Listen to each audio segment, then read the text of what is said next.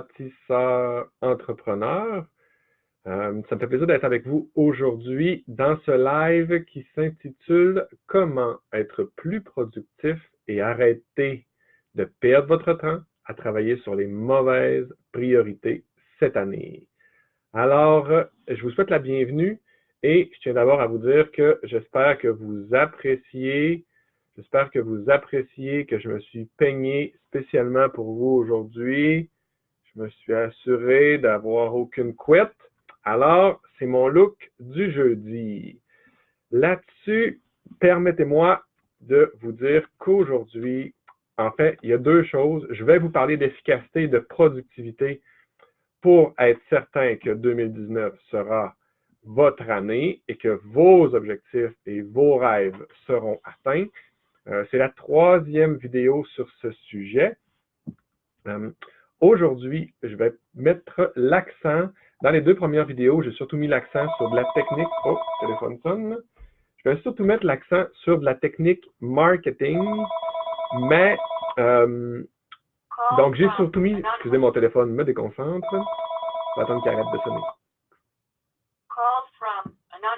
Anonymous m'appelle. Ok, je pense que ça va terminer. Alors, ce que je disais, c'est que, je savais que vous aimeriez mon look. Voulez-vous que je fasse mes cheveux dans le vent? Ça marche-tu? OK. Alors, les deux premières vidéos étaient surtout sur de la technique des stratégies marketing. Aujourd'hui, ça va plus être sur de la stratégie de productivité et d'efficacité. J'ai beaucoup lu et appris et lu et relu des enseignements sur le domaine parce que c'est un sérieux problème pour moi. Perte de temps, inefficacité, pas travailler sur les bonnes choses, avoir l'impression de travailler tellement fort, mais finalement travailler tellement mal que je travaillais comme pas. Alors, ouais,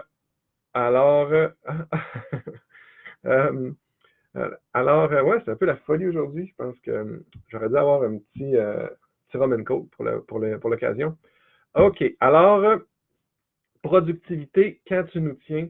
En fait, c'est ça. Ce que je disais, c'est que moi, de mon côté, ça a toujours été un défi et je le sais parce que la majorité de mes clients aussi, la productivité et l'efficacité, c'est pas toujours facile parce qu'on a tellement de passion, tellement de choses à faire, tellement d'intérêt et tellement une facilité à procrastiner les choses qu'on devrait vraiment faire sous l'excuse que ce qu'on fait aujourd'hui, c'est donc bien important, c'est donc bien mieux, mais en bout de ligne, on réalise quelques semaines, quelques mois trop tard, souvent, qu'on n'a pas fait les bonnes choses et qu'on aurait donc dû faire ce que ça ne nous tentait pas tellement de faire.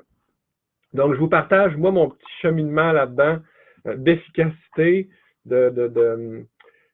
salut Nancy, salut Karine, bienvenue, salut Chantal, salut Charlotte, salut Annick, la coiffeuse en toi, je savais que tu allais aimer ça, puis hey Karine, tu tombes vraiment bien là parce que je sais que tu vas être fière aussi de mon look. Alors, efficacité, c'est ça. Donc moi, j'ai essayé des affaires, j'ai essayé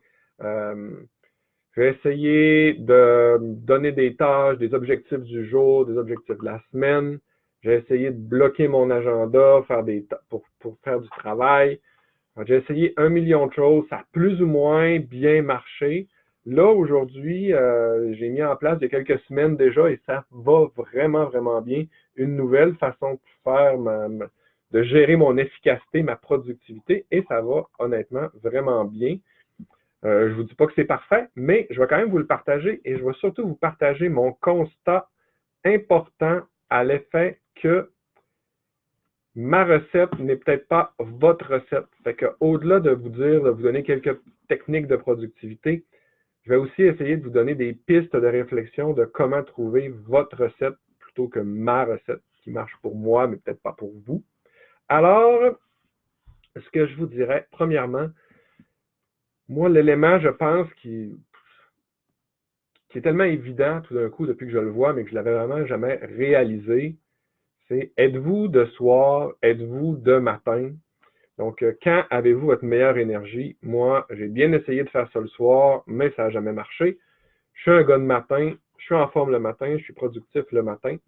Alors, mes périodes de productivité, où je dois, moi, ce qui est le plus difficile pour moi, c'est de m'asseoir en avant de mon ordinateur et de créer des choses, de produire des documents, de produire des enseignements. Donc, c'est vraiment la chose qui est le plus difficile pour moi, qui me demande de la concentration. Et j'essayais de faire ça à toutes sortes de moments un peu éparpillés, sans vraiment trouver le fil conducteur que moi, ben, pour être bon dans ces choses-là, puis pour bien les faire, il faut que je les fasse le matin. Alors, j'ai bloqué mon agenda. Ça, c'est quelque chose que j'avais fait il y a longtemps. Je bloquais mon agenda, je me bloquais du temps de travail et en bout de ligne, bien, il arrivait ce qui devait arriver.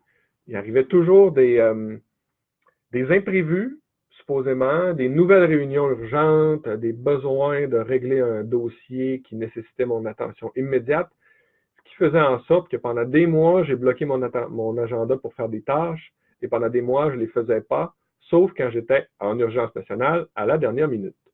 Alors, je voyais bien que j'étais peut-être sur une piste, mais pas tant que ça ne fonctionnait pas si bien. Alors ben là, ce que j'ai décidé, c'est de donner le contrôle de mon agenda à une autre personne que moi. Parce que moi, je suis vraiment mauvais pour respecter mes plages de travail personnel. Je suis vraiment très bon pour respecter mes réunions, pour respecter mes engagements auprès des gens, mais pour respecter mes propres plages, pour mes propres choses que je dois faire, que je dois créer, que je dois produire, je suis vraiment pas bon. Ça, c'était la première chose que j'ai réalisée. La deuxième chose que j'ai réalisée, c'est que de faire ça un peu éparpillé à différents moments dans la journée, c'était pas très bon non plus. Je sais que quand je suis en réunion, quand je suis en meeting, des choses comme ça, je suis très efficace, je suis toujours concentré. J'ai pas besoin d'être à mon top énergie pour être à mon top de productivité dans ces rencontres-là. Donc, j'ai mis ça plus en après-midi pour m'assurer que de toute façon, je vais être productif dans les réunions et pour garder le matin pour les périodes où j'ai vraiment besoin de ma grande concentration. Alors, je bloque mon agenda de cette façon-là avec mes moments d'énergie, de 1, et de 2, j'ai délégué mon agenda. Moi, j'ai la chance, ça fait pas très longtemps, mais j'ai la chance maintenant d'avoir une adjointe qui peut gérer mon agenda. Et elle, contrairement à moi, si je lui dis je veux pas avoir de réunion de 8h à 10h le matin parce que je suis productif et de 5h30 à 6h30 parce que je me lève tôt, ben, elle ne sera pas tentée d'en mettre par-dessus mon horaire parce qu'elle, elle n'a pas toutes mes petites histoires et mes petits vices à moi qui est de faire de la place à tout le monde un peu partout dans l'agenda. Donc, elle va garder la ligne de conduite, ce qui est beaucoup plus facile.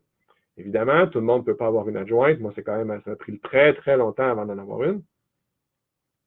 Ça ne veut pas dire que votre agenda ne peut pas être délégué à une autre personne quand même. Ça peut être délégué à un ami, une amie, ça peut même être un échange d'agenda entre deux amis. Je gère ton agenda, tu gères le mien, comme ça, on s'assure de respecter les plages horaires. Et ce qui était pour moi le plus difficile derrière tout ça à tenter de respecter, c'est oui, j'ai quelqu'un qui bloque mes plages horaires, je ne me prends pas de réunion par-dessus ce que je dois déjà faire, je ne perds pas mon temps sur Facebook ou sur ci ou sur ça, mais mes plages horaires où je dois travailler, est-ce que je travaille effectivement ou j'en profite vu que j'ai comme rien à faire pour relaxer?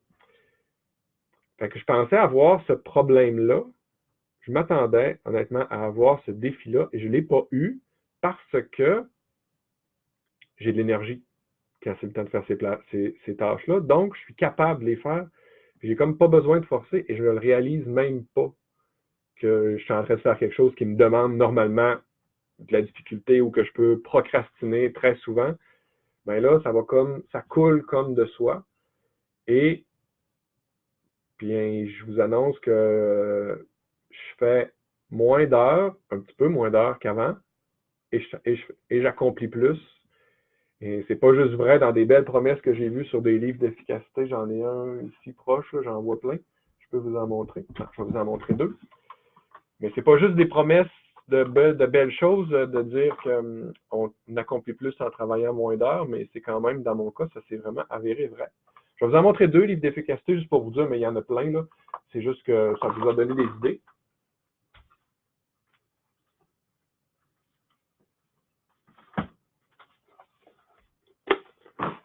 Ça, c'en est deux exemples parce que j'en ai plein. J'ai aussi des formations que j'ai achetées. J'ai fait toutes sortes de trucs pour trouver ma façon, ma méthode à moi. Mais ça, c'est deux livres quand même qui nous ont donné, qui me donnaient plein de bonnes idées. J'ai surtout mis en place des trucs en lien avec celui-là, mais lui, je l'ai beaucoup, beaucoup aimé aussi. C'est juste que je trouve qu'il est un petit peu plus difficile à mettre en œuvre. En tout cas, pour moi, il est plus difficile. Mais j'ai une cliente, là, Annie, qui a lu ça, c'est elle qui me l'a recommandé. Et elle, ça a vraiment, vraiment changé sa business. Fait que les deux sont bonnes. Là. Ça m'a été référé les deux par des clients. Donc, je vous dis ça comme ça. Si ça vous intéresse. Alors, voilà les techniques d'efficacité assez brèves. Trouvez votre recette et non ma recette. Soyez attentif à quand vous avez de l'énergie, parce que c'est vraiment des bonnes idées, des bonnes façons d'identifier les moments de travail intense, et ça va comme un peu tout seul. Bloquer des plages, ne dérogez pas, donc ce qu'on s'est dit. Évidemment, soyez indulgent envers vous-même. Rome ne s'est pas construit en un jour, alors prenez le temps d'y penser, prenez le temps de soyez, comme je dis, indulgent. Si vous ne réussissez pas du premier coup, c'est pas grave. Moi, ça fait 10 ans que j'essaie, puis là, on dirait que je commence à réussir un petit peu. Alors moi, c'est un classique pour moi, là, je suis toujours. Ça me prend toujours beaucoup, beaucoup, beaucoup de temps à faire des choses et à comprendre des affaires, mais j'y arrive. Alors, voilà, c'était l'élément productivité que je voulais vous mentionner. Je veux juste voir si je me suis écrit des notes que je ne voulais pas oublier. Ça en a parlé. Mais c'est ça, je veux juste revenir sur le fait, oui, peut-être qu'on n'a pas d'adjointe, peut-être qu'on n'a pas encore cette possibilité-là, mais de un, des adjointes, et puis il y en a vraiment, vraiment à des coûts très, très bas qui sont disponibles sur des sites comme Fiverr, Fiverr ou sur Upwork. Moi, je travaille avec beaucoup des gens via ces plateformes-là, plus Upwork maintenant que Fiverr, mais quand même.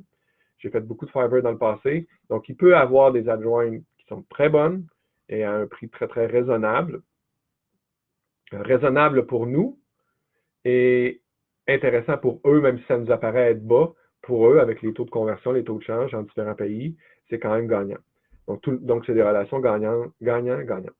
C'est une chose. Ou sinon, juste de trouver un collègue, une amie pour gérer les agendas mutuels. Ça, c'est un truc que je viens tout juste d'avoir, que je trouve quand même très bon.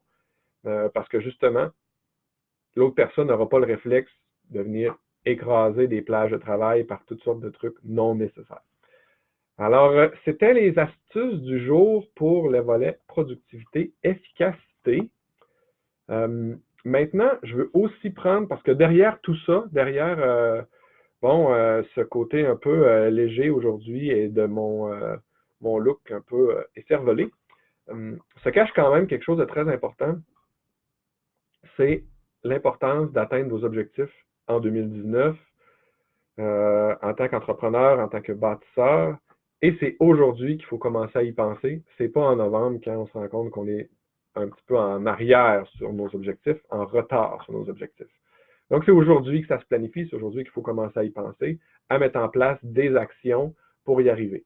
Donc, j'ai déjà parlé amplement dans les 2 dernières capsules vidéo, dans les 2 derniers lives, de l'importance de travailler sur un tunnel d'acquisition de prospects, sur une présence sur les médias sociaux, sur la mise en place de votre offensive de vente, donc pour réchauffer votre audience au travers de tout ça.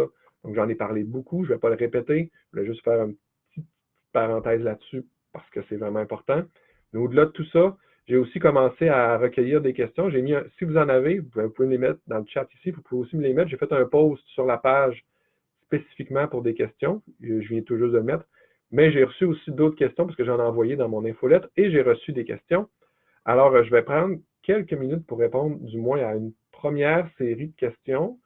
On va voir peut-être encore pendant quelques minutes à une première série de questions. Et je vais poursuivre de tout ça la semaine prochaine de toute façon parce que pour moi, c'est capital. Capital. Et c'est vraiment, vraiment important que vous preniez tout ça au sérieux si vous voulez que 2019 soit une belle et forte année pour vous. Donc, première chose, en fait, c'était même à travers la question, j'ai vu un bout de phrase qui m'a interpellé parce que pas que j'ai un problème avec ça, mais je voudrais mitiger un peu. La première partie de question était « Je me concentre à donner ». Je comprends le point de donner, c'est-à-dire de donner de la valeur, donner des enseignements, faire des capsules vidéo pour enseigner. Donc oui, c'est vraiment, vraiment important de le faire, mais c'est important que ce soit, moi j'aime bien dire que ce soit 80% de ce que vous faites qui soit donné. mais il y a un 20% qui soit payant, ben, il faut qu'il soit là, le 20%. Il ne faut pas que le 80% devienne 100% parce qu'on ne parvient pas à vendre, parce qu'on ne réussit pas à vendre. Si on ne réussit pas à vendre, si on ne parvient pas à vendre, si on n'atteint pas nos objectifs de vente, il faut trouver la façon, il faut mettre de l'énergie et de l'investissement de notre temps dans la préparation et les offensives des séquences de vente. Alors, oui, se concentrer à donner, mais 80%, 20%, très important. Entretenir les réseaux sociaux. Donc, en fait, ça aussi, c'est un bout de phrase qui m'a un peu interpellé, parce que bien qu'il soit très pertinent, le bout de phrase était entretenir tous mes réseaux sociaux. Là où j'ai un mini malaise, c'est tous mes réseaux sociaux.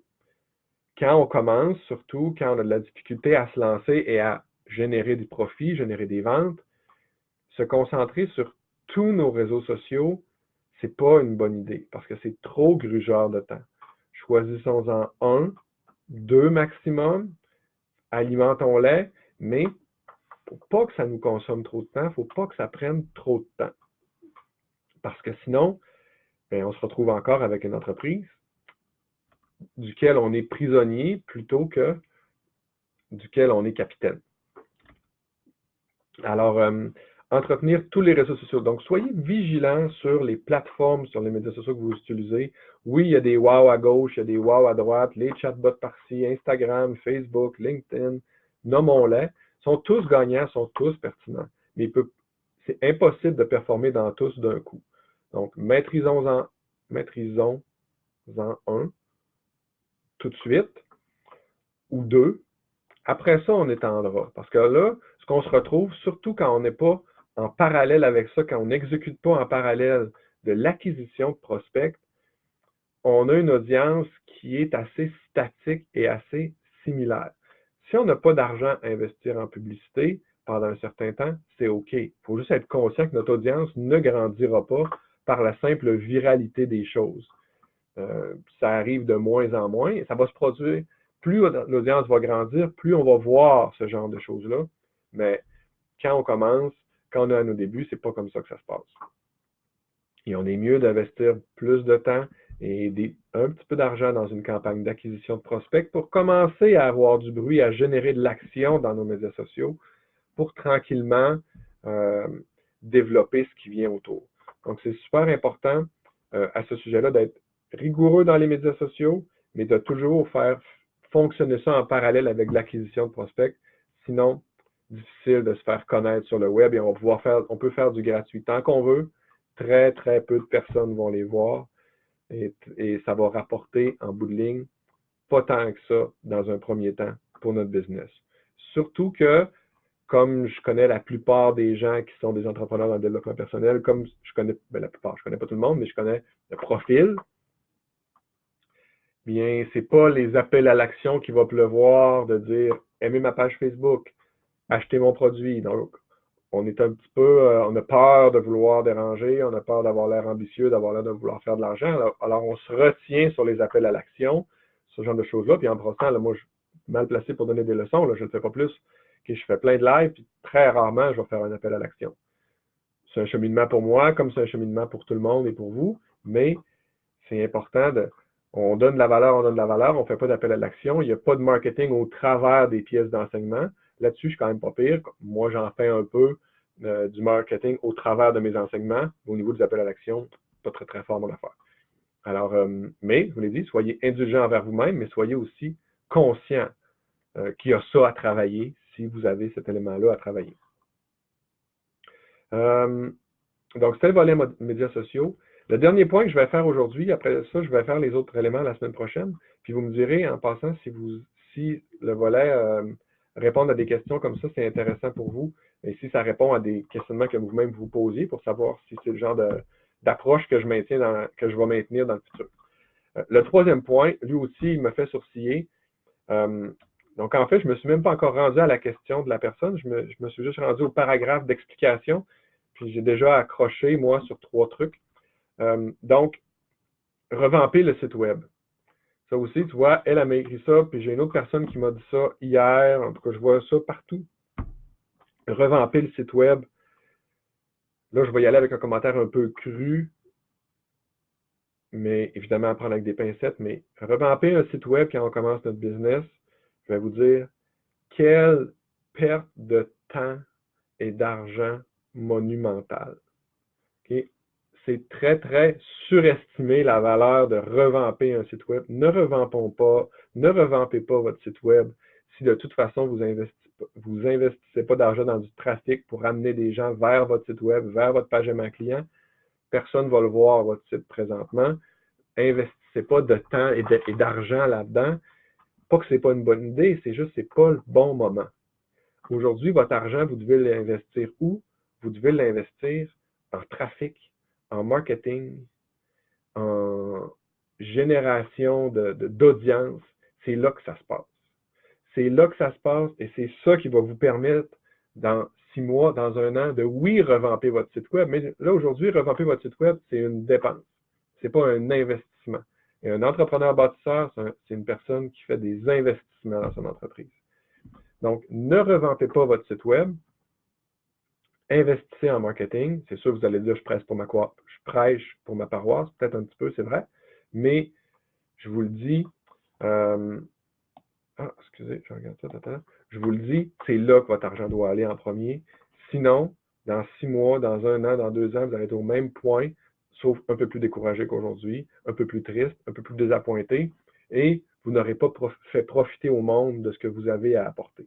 Puis pour moi, ça, c'est majeur. Alors, ce que je veux vous dire, revampez votre site web, s'il vous plaît. Non. Non.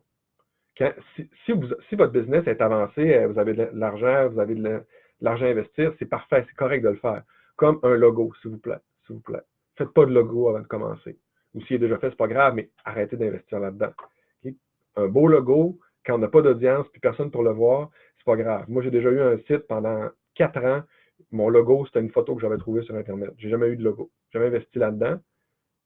Puis cet argent-là, ben, je l'ai pris pour faire d'autres choses, qui étaient à valeur ajoutée, qui étaient de l'investissement pour ma business. Donc, dans la majorité des cas pour vous, vous devez investir en marketing, en génération d'audience, en conversion, en trafic, bien avant d'investir en site web. Il y a plein de business qui fonctionnent, d'entrepreneurs qui ont fait de l'argent. J'ai une cliente qui a fait beaucoup d'argent tout récemment et elle n'a pas retravaillé son site web. En fait, c'était quelque chose qu'elle voulait faire au début et sur lequel on a dit non, mets pas ton argent là-dedans, mets ton argent en marketing, on verra après. Et souvent, je vais dire ça à des clients. Ceux qui commencent sur le web, c'est très rare que je vais leur dire de faire leur site web. Alors, s'il vous plaît, mettez vos priorités aux bons endroits et votre priorité pour atteindre vos objectifs, marketing, publicité, génération d'audience, c'est là que ça doit se passer. C'est là que votre investissement en temps et en argent doit aller si vous voulez atteindre vos objectifs demain, après-demain et à la fin 2019. Je regarde vos questions avant de finir. OK, vous voulez que je vous écrive? OK, parfait. Les noms des sites pour des adjointes, ou en fait, c'est tout type de sous-traitants. C'est pas juste des adjointes. Fiverr.com et www.upwork.com. Et oui, c'est possible. C'est des sites anglais, mais c'est possible de trouver des gens en français, puis c'est possible d'avoir les sites en français aussi, là. Moi, je trouve plein de gens compétents.